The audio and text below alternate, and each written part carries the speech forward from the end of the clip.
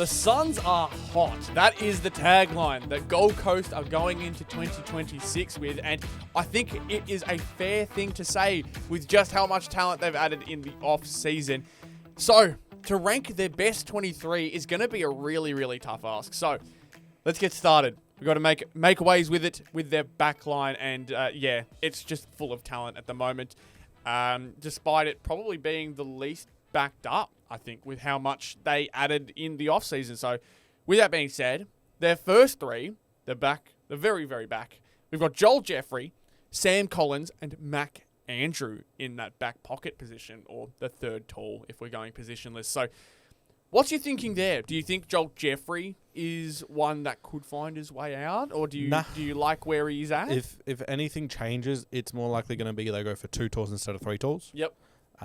Charlie Ballard obviously coming back from that ACL, working alongside Andrew and Collins when they selected Oscar Baker in the mid. No, not.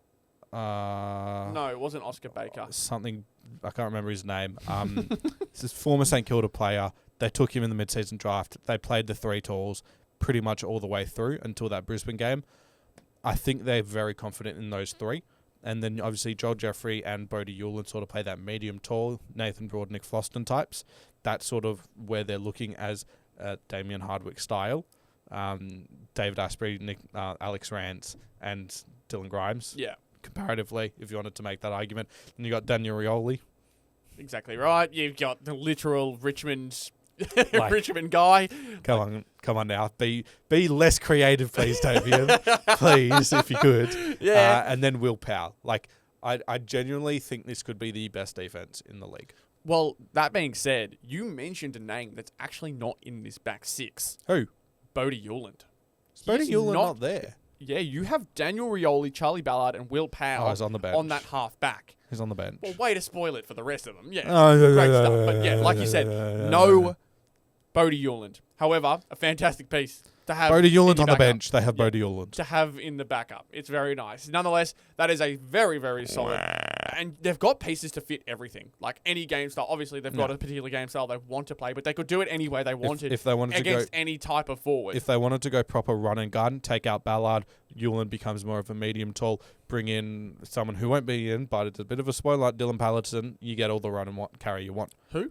Dylan Patterson. Yeah, okay. You said it wrong before. Or no, I didn't. You heard messed it wrong. No, I heard it wrong. Your hearing needs fixed, yeah. old man. Let me know in the comments, one of the cameras, am I wrong? I don't think I am. You're wrong. Whatever. Your brain misremembers. Shut up. Zeke Hewlin Anyway. and John Noble make up their wingers, and my God, those are probably some of the best wingers I've heard so far. I'll be completely honest. Like, bloke hasn't even played a game. And I you're know, but he's a top 5 pick. He's up there, and so much excitement. He's got a gun kick. I've seen like the scouting report for him, and he's got one of the most reliable kicks. Yeah, he like that, and John Noble. Considering he was getting midfield minutes, I think at times, and like he's getting more and more confident as he plays.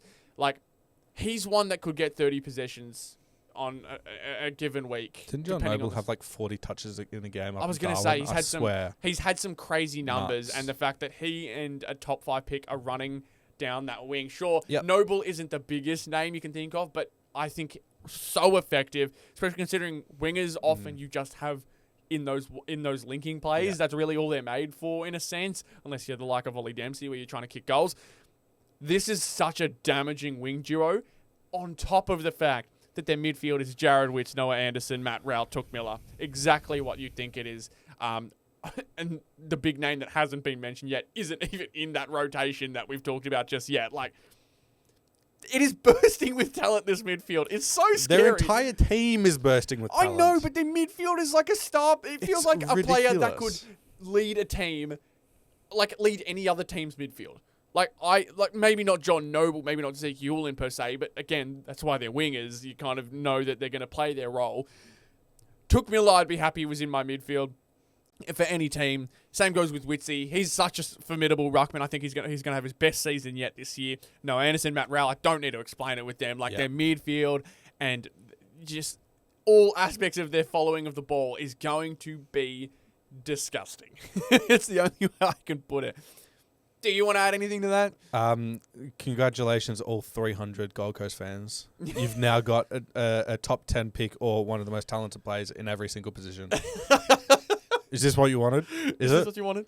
Is this what you wanted, AFL? I think Damien Hardwick has 110% of a premiership list. I was going to say, was it 80% he had said the first time around? Yeah. It's now up to 120. Yeah. Yeah, exactly right. We're ready to go with this. If this guy wins a flag, it is not an accomplishment on his resume, like, at all. It just isn't. Hey, it's a premiership medallion he gets to add. This is talking really far ahead. At the end of the day, we're talking about the Gold Coast Suns. They have been miserable for 15 years. They've had one good season. I've been miserable. Okay, I don't want to hear it. 60 years. Yeah, but you deserve it. Okay, their forward line consists of Ben King, Ethan Reid. This is off the top of the dome, by the way. Yes, and Christian Petracca, Bailey Humphrey. Who else? Ben Long. Mm-hmm. And it's another small forward. Or medium. Medium, I think I'd say. I'll tell you what, I'm surprised you've got him in there. It's not Nick Holman. It's not Jai Farah. I will say it in 5, 4, 3, 2. It's Leo Lombard. Oh, yes. Yeah. Small forward, not a medium. He's a midfielder. But yeah, he's an exciting player. He gun. almost plays bigger than he actually is. Yeah, it's the reason why I said medium. But he's a gun. Yeah, no, he's exciting. And Top 10 pick. Exactly, another top 10 pick. Yep. Like, there's talent bursting. I think their forward line is probably the most susceptible in my mind. But that's crazy considering it's a forward line with Humphrey, Petracca, King, Reid, Long. Like, there's so many. Like, if Long plays the way he did, he's going to be he's going to have another underrated season. Petracca, we know that Petracca could potentially even be in that midfield rotation depending on like how fit and firing he is to go. But like this team, how do you crack this team if you're someone on the bench or outside? How? How do you do it? It is so hard to do because I'll list off this bench. Bodie Hewland, who we already mentioned, Lockie Weller, who's had a really, really tough run, but during their worst times was one of their best players. Will Graham, I thought so. I didn't want to say it too confidently, but he's one of those ones that has top potential. Pick. Yeah, he's a top pick. Jake Rogers, another one who top pick, had a really, really big chance of becoming like one of their key players, but never made it. And then you've kind of got a double up here. I have no idea which of these two players is going to get a game. Yeah, I have no Jamarra idea. Ugle-Hagan or Jed Walter. I'm leaning towards Jamarra. Mm-hmm. Actually, no, I'm leaning towards Walter. I would say Jamarra because there's a reason they brought him in, but I'm actually going Walter because they have invested a lot into Jed, and it would be kind of strange for them to back off him. But of course, the fact there's a discussion for who is their 23rd, and we can't find an outright answer shows just how much this team has. Just to give you an idea. Jai Farah is not in this team, and he had such a fantastic season last year. I actually think he could very well be in this team over a Ugle-Hagan or a Walter. Yeah, again, though, like, so I could see Dylan Patterson potentially getting some games. Like, there'll be a rest week where they give Dylan Patterson some games if injuries isn't the thing to get him there. Alex Davies is not mentioned in this team. Nick Holman is not in this team. There are so many names that you could list off. Like, sure, Elliot Himmelberg makes sense that he's not in this team, but he's a name that I'm sure you've heard of if you've been following along. Ned Moyle, he got games. Yeah, he'll continue to play when Witts doesn't. Yeah. Yep.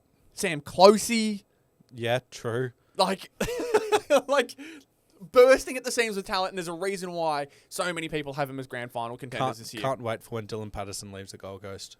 I mean, I cannot wait. I feel like there's going to be a lot of play. Like, they lost play. They lost, what, Braden Fiorini was one they had lost? Lost Butterick, lost Flanders. Like, they lost talent, and they still have this much. They are literally bursting at the seams for talent. They have too much.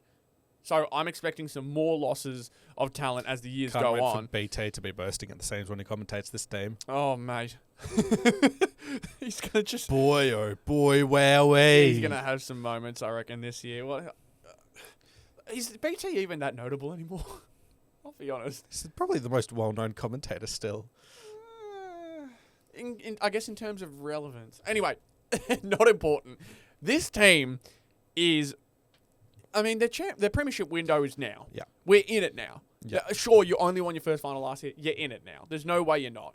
This is one of the most flawless teams I've seen. Of course, there will be some. Where do you think Gold Coast could go wrong next year? That's my question for you guys in the comments below. Let us know what you think. But of course, if you enjoyed what you saw here today, leave a like, comment, and subscribe to the channel. It'd be great to see what you think about this team and how the season is going to go for them. So appreciate you all very much. We'll see you on the next one. Cheers.